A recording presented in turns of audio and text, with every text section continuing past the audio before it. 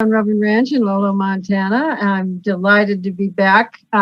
Just had a wonderful session with Lorraine Turner and Lorraine Smith. And now I'm going to welcome our wonderful friend, Brandon Carpenter, from his ranch, Hashknife Enterprises.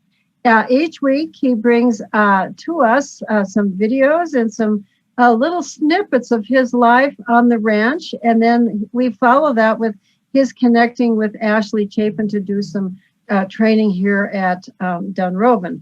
So with that, I'm going to ask James to get the ball rolling, and let's take a look at what Brandon has sent us this week, and then I'll reconvene with Brandon and we can discuss it for a moment. So sit back and enjoy some time with Brandon at his ranch. Thank you.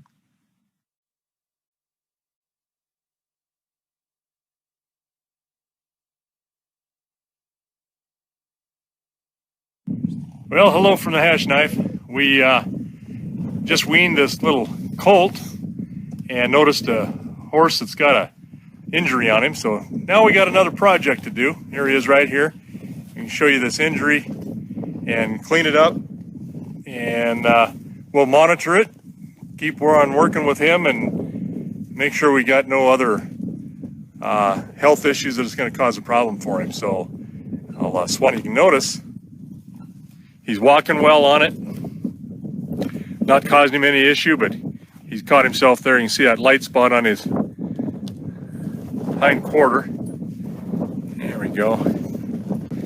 And he'd like to get with that other gelding because they're buddies, sort of. But we will continue to keep you updated anyway, and hopefully it gets better. Well, this is one of those things that takes place that you never want to see, but it happens. And so now I've got Kaylin holding the horse and Braden really irrigating a wound. It's like a little cut on this guy. And you got to take some of the things that happen and realize what things do come out of it that are lucky. And one of them is it's a little bit lower on his, not high up on his hip, it's down below his hip bone. So this wound has been draining for probably a couple of days here. We haven't noticed it. And he's moving on it just fine, but it's kind of got some gunk in it. And the best thing we can do is stand here for about 10-15 minutes at this point and really irrigate this up and get all of that cleaned out. And a little bit higher pressure like this makes a lot of difference. It can really clean it up, kind of stop some of the inflammation a little bit. And believe it or not, it's just good well water we've got coming up out of the ground. It's cold today, but it is warming up, but it's going to be a little godsend for him. He's already felt like that, oh, this is not bad, because he's not, he's a little bit antsy wanting to move, but it's not hurting him at all. So, and not painful to the touch. There we go. You kind of see that wound is a little, not super deep, but it is underneath the hide. It's created a little bit of a hole there. So Braden's really spraying him down. We'll loosen this up and get some of this cake stuff off of there. I've seen much worse wounds than this, believe it or not. Stuff that you're like, oh God, I don't know if this horse is going to put up with this, but you know what? They're pretty resilient, and he knows we're just trying to help him out. So this irrigation will really clean it up. It'll help. We'll maybe give him a little bit of a antibiotic and make sure to give him a little immunity boost here, just because he probably doesn't need it, but we're going to do it anyway. And watch him. I'll take a curry comb maybe, and we'll clean some of this gunk off of him, because we don't want that to hold any type of blood and gunk on his hide.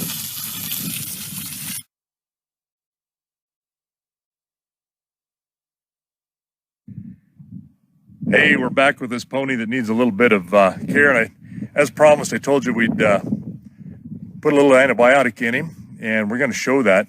What I've got here to start with is a big old needle, and this thing is huge.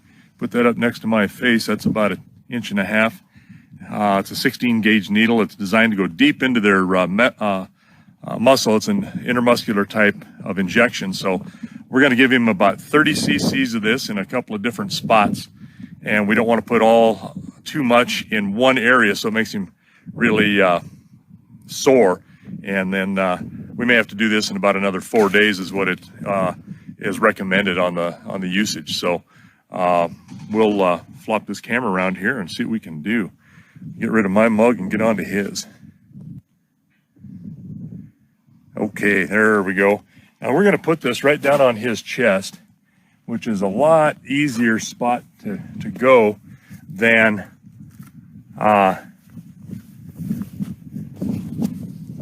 putting it up on his neck. I like doing this here. It's a real deep muscle, and I can just kind of push on it, kind of let him know I'm going to do it, and then just slip it in, and he winches a little. I'm going to pull back on that and make sure there's no blood where I've hit an artery. And I'm just going to inject this. And this stuff probably hurts a little bit. It's pretty thick. And if you've ever had a shot with a thick antibiotic, that is no fun. I like to place it here, though, because if this abscesses again, I can drop this out. I can kind of lance this if I had to. It got really big, but it will tend to drain much better than something up here on their neck. Their neck is still a really good spot to put this down here in this triangular area. I think Ashley showed you that on one video. But I like starting out here, putting it low, and this is just a lot tighter muscle area too. That neck muscle works a lot. These do too, but they're very, very, very soft muscle mass in here, and that can get inside of the bloodstream slowly over time, and see how we go. So, all right, we'll monitor him a little bit and clean him up tomorrow, do a little bit more that way, and see how it goes. All right, we've cleaned this up again. I wanted to show one thing to do, or what we like to do on this, is when it's actually pretty clean, that's just kind of some exposed tissue underneath of the hide. It's not super deep. But we've got some stuff. We were at a clinic several years ago. This is called French green clay. And we can talk about this stuff, but it's it's made a lot of difference on some of the animals that we put this on when we address wounds and wound care. And I'm going to kind of just shake it on here a little bit. He's a little bit tender on this hind end, as you can imagine. But let's see if we can just kind of throw some up in there. There we go. Kind of coat that inside. This is really a really good thing for production of new tissue, and keeps it from drying up, believe it or not, even if it's a powder. One of the biggest things we've found with it, in the summertime especially, is it keeps flies away of a wound, and which is one of your hardest things, the most difficult things on the animal for a wound closure, is those darn flies. And this will repel flies. It's just amazing. I've actually spread this on backs of animals that have been, just for whatever reason, really super saturated with fly use or flies bugging them, and it will help keep those flies away. It's really some neat stuff. Anyway, we'll start dressing this a little bit more and see how he progresses again from here.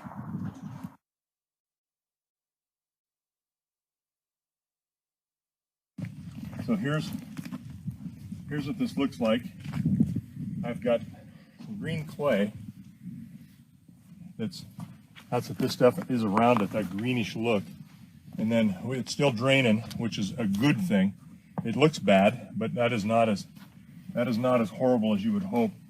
All this drainage here, this is clay here, that's drainage, and it's kind of thick, but it's he's had his combiotic, or his antibiotic, and we're just going to clean this up again and just keep doing the same thing, and it will heal from the inside out, and then he'll be good to go again. Looks like a flap of skin coming out there. Yeah, I cleaned that up, the edges of it, and it will heal together. In a way, it's a good thing it's cool, but not cold out. Otherwise that skin would really dry up, and then you have a larger bunch of skin and tissue that has to regenerate. So it's kind of a, if you're going to have this happen at a time, this is a decent time. See that skin, and see how it's starting to, I'll take this away. You see how there's maybe a little bit of blood in there starting to form? That's good. That means those capillaries are up there and healing this wound up.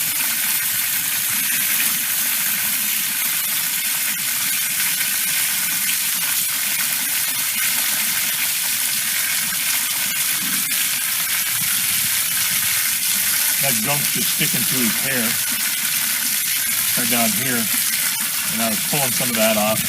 I'm not quite so worried about it. It just looks unsightly.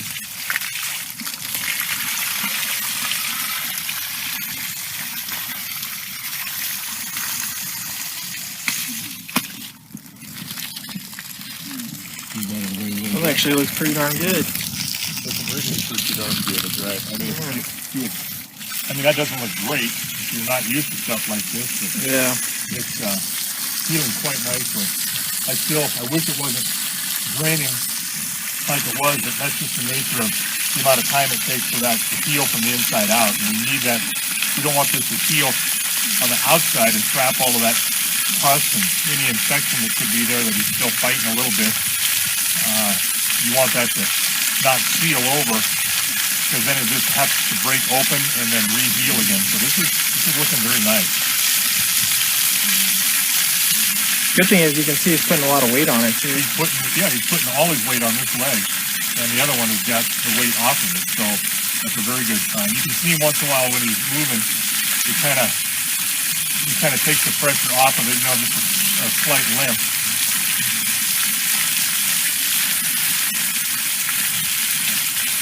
Let this water kind of loosen that up, and then I'll get my fingers in there and pull that off of the edges maybe.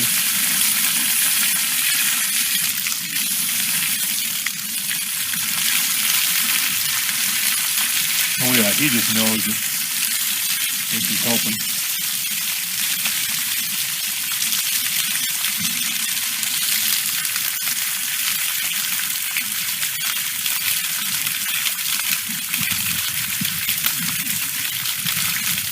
Just when you think you've got everything caught up, kind of getting a handle on some time management and what to do with these animals, and something like this happens.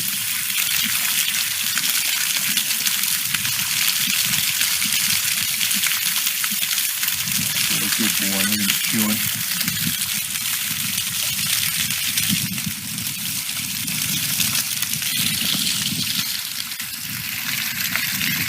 It amazes me how much pain that an animal can take and really not show it. There we go. See some of that right in there where it's got a little blood with it. Good boy. Bleeding a little bit. That's what you want to do. This helps to open that up. This irrigation. See a little bit of line of blood there on the edge. That's a good thing.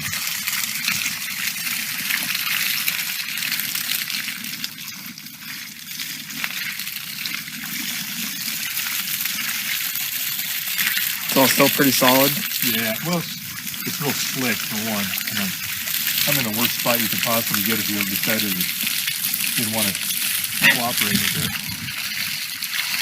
I'm leaning into a nice good heavy kick.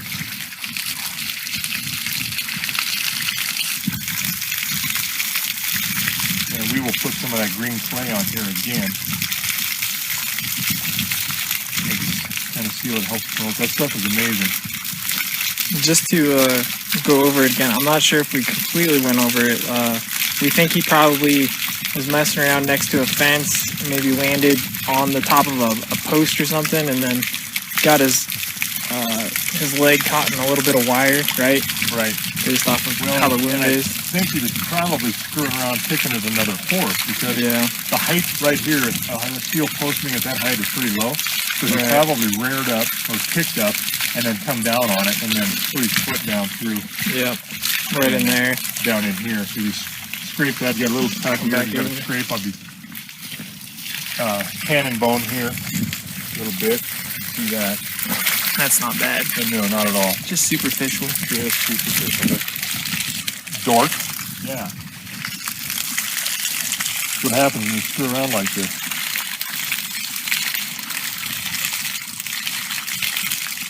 And there were no other new horses out in that pasture, so it isn't like they were that he was putting a run on somebody or trying to establish dominance. It's probably just a natural, oh, you know what, I'm feeling like I might want to move up in the herd today, so I'm going to pick somebody out here. I think I can kind of put the shuck on him a little bit. Good flap of skin there. It looks like it wants to come on. Yeah, and it's kind of, I'm going to just keep working this down. Lay some of this down. Yeah, that's really looking good. Yeah, this lower flap right there, that stuff, I'd like to kind of get that off. We will. Well, you know, it's probably not such an issue now because of winter time, but all that drainage that's getting caught in his hair, it's always good to pull that off because in the summertime it catches flies and stuff like that and it's an attractant. Yeah, that open wound, that's why that green clay is so nice in the summertime. It really is a fly deterrent. I've used it on some horses that were really, for whatever reason, just inundated with flies, and just put that as a kind of a topical, shake it on over their back and their neck and their ears. And it's amazing how it cuts the population of flies and then bother them like that. Kind of like some people are prone to get mosquito bites, and other people to be in a swarm of them and doesn't bother them. Yeah. I see there's some proud flesh in there too. Yeah, a little bit of proud flesh. That's that whitish stuff. Yeah, but if you get that, yeah, it's really right in the center. It looks fatty on. Yeah, it's not pink, but it's bleeding around it, and that's what you want to do is have that healing out from underneath of it. That can turn into some scar tissue, but this is pretty darn good.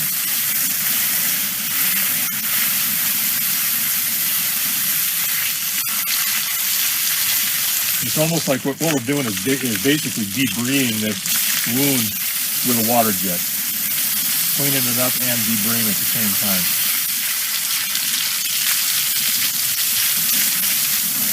There we go. There's a little bit gone. This was a trick. There you go. There's some blood going there. Yeah. Good circulation. A vet told us to do this one time. We had a deep cut. And she said, you know, the best thing you can do is just irrigate this thing, because it was a bad one, a couple of times, 2-3 times a day. And slowly that thing will heal up from the bottom down. Don't worry about the proud flesh. There's not enough there to worry about. But if you can do this, just well water, and let it heal on its own, you're going to keep going backwards every time you spray it, because you're going to debride, and then you're going to allow that blood and the tissue around that to heal. And she said, you'd be surprised how bad a looking scar you would think was going to be there. Turns out to be no scar at all. And we were amazed. We have used this trick now for, oh my God, I don't know, decades, 30 years probably.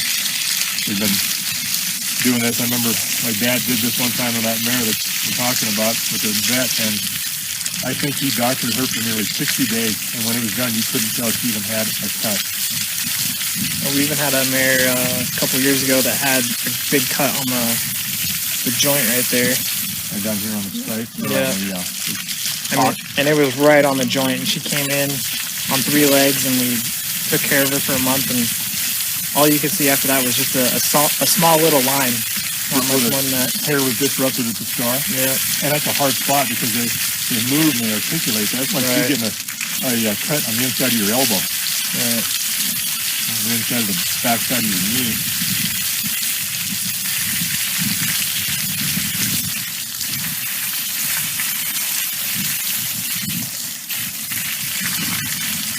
This is a whole lot better weather to do this in than below zero.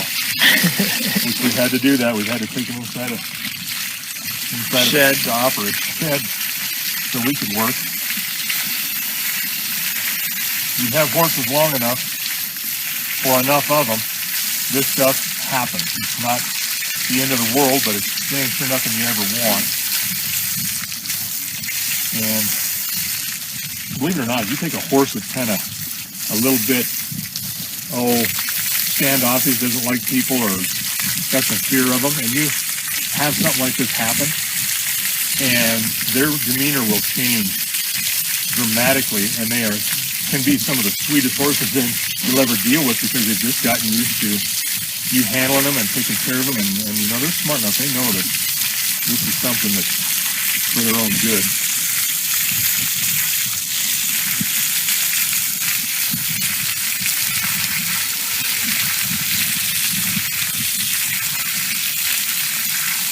I'm just about to the point where there's the two little flaps just kind of right there a little bit, and then this big one.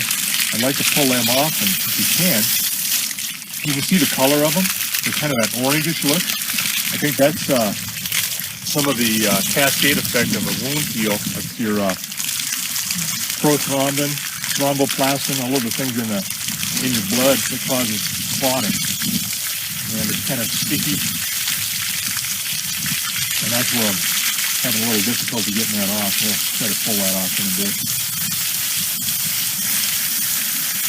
Now that we see that cut more, it looks almost exactly like a triangular head. Yep. On sort of the top of a fence post. Yep.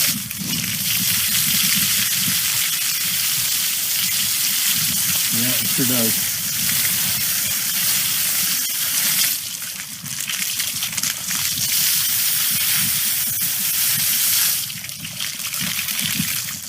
All right, let's pull him ahead a little bit. Let's take like Want me to shut the water off? the water. Always nice to reassure him a little bit. And then, ooh. Ooh, big boy. Yeah. And this is probably the worst thing. This is just pulling on that. You're having a hold of it, pulling that off, and it's got to hurt.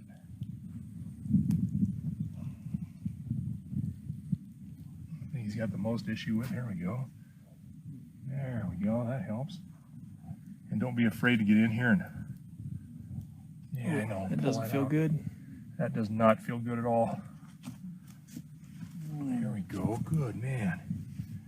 Plenty of blood though. That's good. Yep. Yeah, and I want to I just want to be easy with him. Grab this top piece. Pull that off of there. This is looking really good. I'm trying to be careful not to,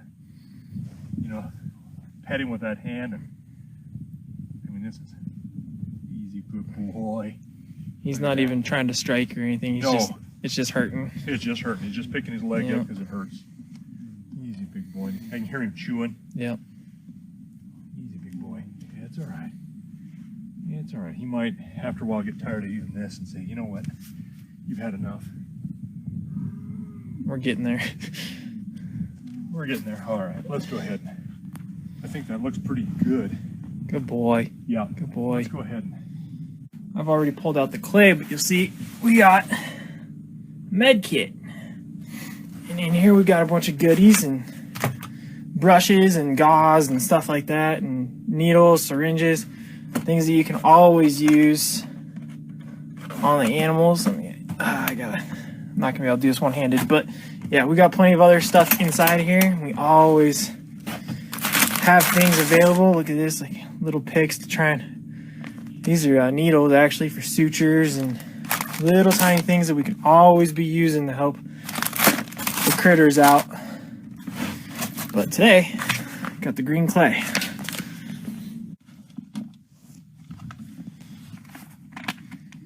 Trying to be somewhat efficient with this. Good.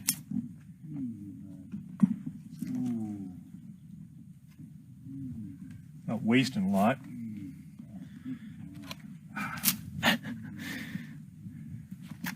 My hands are wet. It's just going to cake on my hands.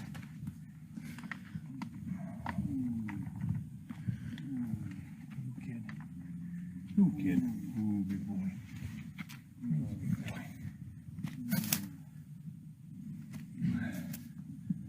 Shut there. How's it look here? You know what? They don't think I can do much better than that. Okay, just a little spot just to cover that. We're going to leave it.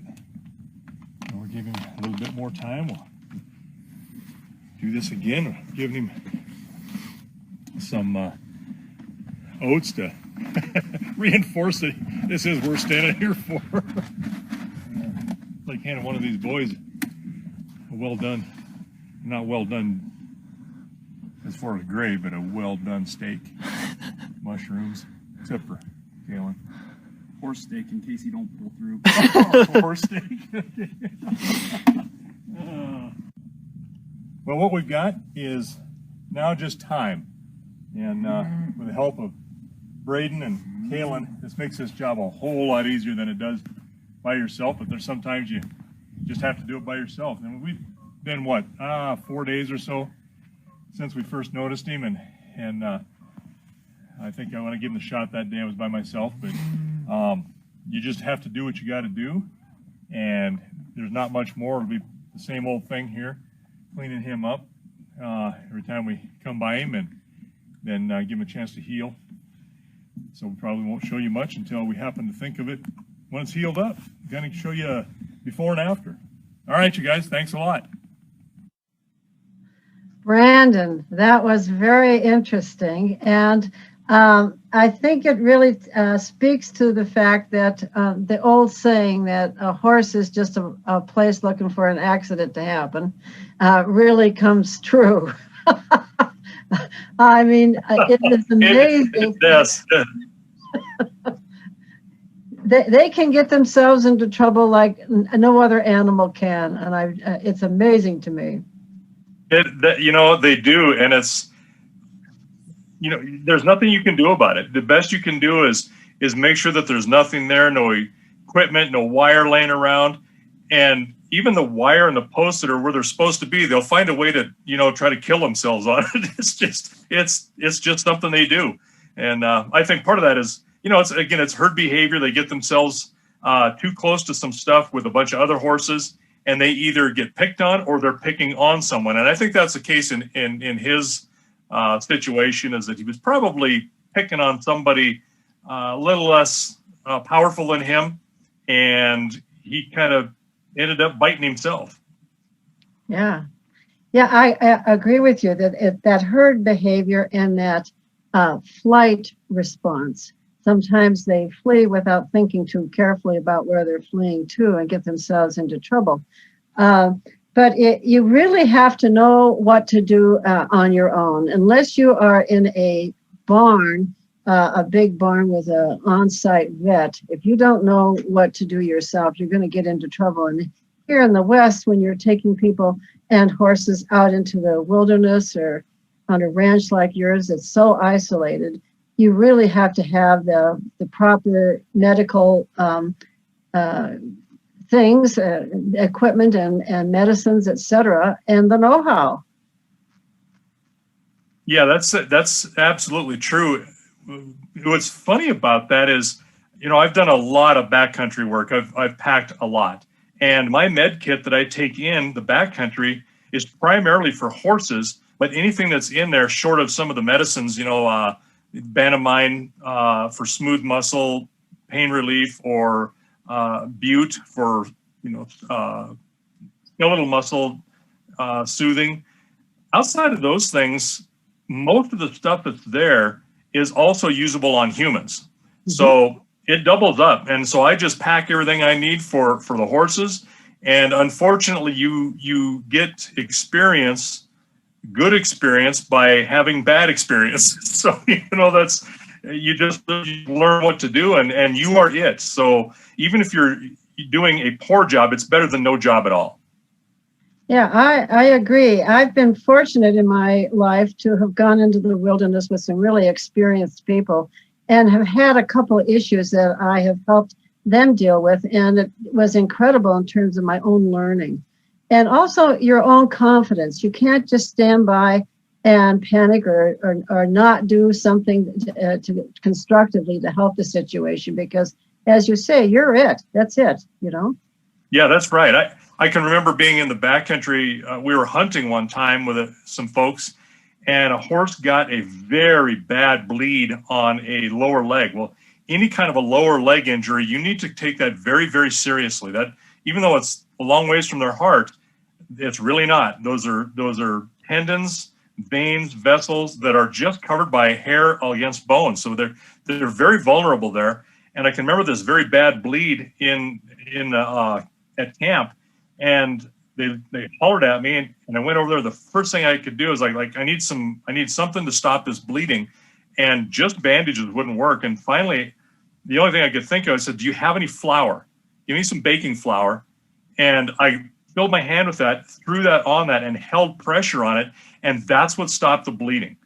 So just using that flour as a clotting factor helped enormously. There was just not enough ability with gauze to be able to stop bleeding, which was pretty serious. And, we used that horse later that week, give her a couple days off, and was very, very ginger about what we were doing with her. And you know what? She was never even a scar. It's amazing. Like this animal here that we just filmed. I think that was 2 weeks ago when we stopped the film. Otherwise, that film would have been an hour and a half long and showing the progression. But 2 weeks ago, it was about a week after that, we turned that horse out. You could hardly see. You could see where it had completely closed, healed, and there was no longer any kind of a proud flesh. It had healed and closed nicely. There was no drainage. He was walking fine. Now's the time to just turn him back out into the pasture. And I've monitored him, and he looks great. I mean, you're not going to be able to tell if there was ever an injury on him. I think the other thing that really this little film brought out for me was how cooperative horses are when they are in trouble. And I'm going to tell you just a little story. I have no climb fence, as you well know, which is one of the preferred fences for horses. But I had this one horse, his name was Tiny, and he cast himself up against the no climb fence. And he struggled mightily and got two of his horseshoes between his hoof, and he got the wire of the fence between his shoe and his hoof. And I can see you nodding that you know exactly what this looks like. Yes. And cast means he gets in a position, for those who don't know, where he can't get himself out. He's rolled to a certain degree that he can't roll himself back. And so he was cast up against this fence. And I have to tell you, I was worried when somebody came out and said, Tiny's cast and his hooves are locked into the fence. And I thought, I'm going to have to cut the fence down, because this was a very anxious, in fact, it was a horse that did not stay at Dunrovin. He was so flighty and so reactive. He just didn't make a good guest horse.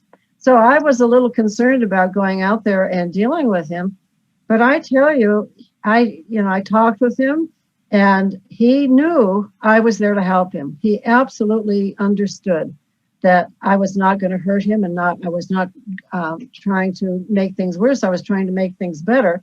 And he was completely calm the whole time that I and that can be a dangerous thing, standing there with a horse with, particularly the hind legs. And that there was no way for me to get even near him without getting right behind him. So I thought, okay, well, let's just see how this goes. And it went beautifully well. I mean, he understood. Yeah, I think it's all about your intent. It's just as we do in training. When you're training a horse, it's the intent that you bring to that. And I think when you're calm and you're wanting them to stay calm, they feel that lowered energy, and you're moving slower. Everything is for them, not for you. And they, I think, really pick up on that. Yeah, I agree. The other thing that I was interested in was the green clay. I have never used green clay. I've used Wonder Dust in a similar kind of a way. Can you contrast Wonder Dust, which is commercially available for horse wounds, with the green clay? Yeah, we've used Wonder Dust as well, especially for this application, just exactly like this, or they say it for any wound. But Wonder Dust is man-made, number of ingredients. The green clay, French green clay is what it's called, is a natural green clay, literally. And it was discovered. I went to a clinic where there are a lot of oils and these kinds of things were being used, and as some of the essential oils, which we found some of them to be effective and some not as much. But the green clay for the wounds is really, really effective, and it promotes the healing without the proud flesh as much. You'll notice that wound. And with your experience in other horses, proud flesh, that whitish flesh can really get out of hand. And it seems to hold that down and not allow that extra blood flow to create that. anecdotal things, I didn't see it myself, but some of the teachings I was in is that there have been animals in, say, Africa, wild animal herds, as in like elephants, that were very, very sick with a wound, near death, and they take themselves to these great big wallows with this type of clay material and wallow in it, will lay in it, and believe it or not, the vectors like flies, and there's some serious flies in Africa, and especially on wounds, it just draws everything. Seems to repel that and promote some of the healing. And in a relatively short period of time, you're talking weeks when someone's that far down, has fully recovered. And when we started using that with some skepticism, and have found that it has been as advertised when I learned about it. And we've used it a lot. In fact, as we get a little bit low on it, and Lisa is on the internet ordering more green clay because we know we're going to have injuries. It's just a fact of life. But it's very, and all you have to do is just cover that, just like I did. I was taking it, out of the pack, or some of those subsequent videos or subsequent treatments. I was just putting it in my hand and then just kind of throwing it against the wound, and it cakes, it makes the covering.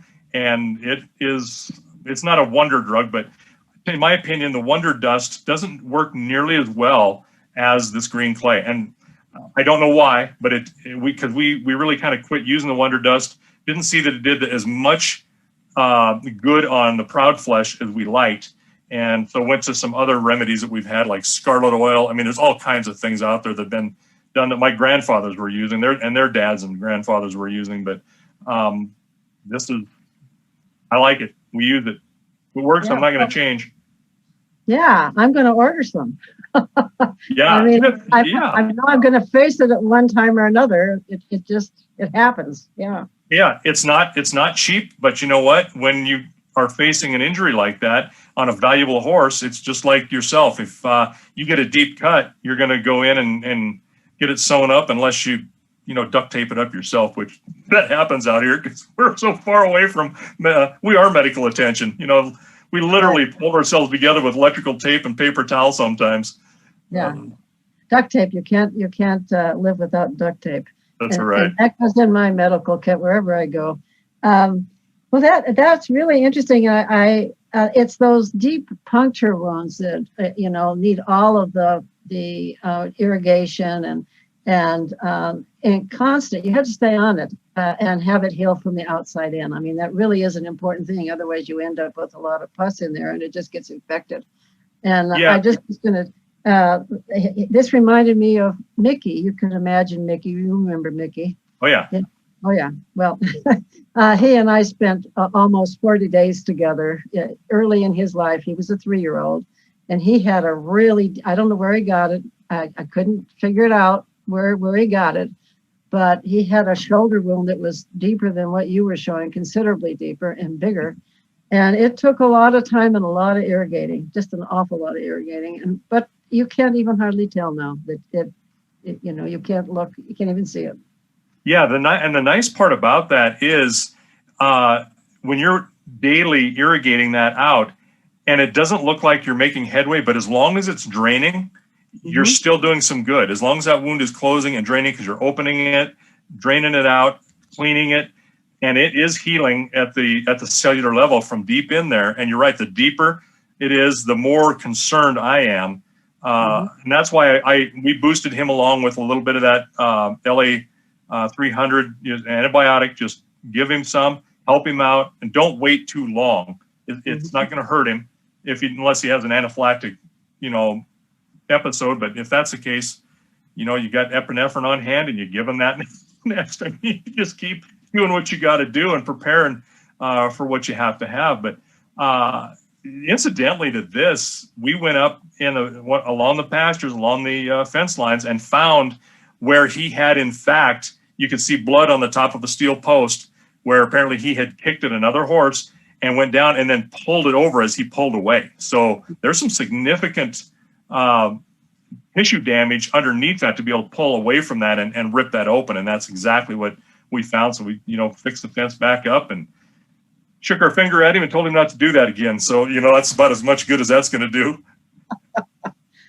Well, as always, I am enthralled with where you take us and what you show us, Brandon. And I learned so much. I wish I had had these sessions with you 20 years ago. That would have helped me along greatly in the incidences that I've had to deal with in the backcountry. But keep these videos coming. We're greatly enjoying it. And I think unless you have something to add, I'm going to pass you on to Ashley so you can get going with her and Augie.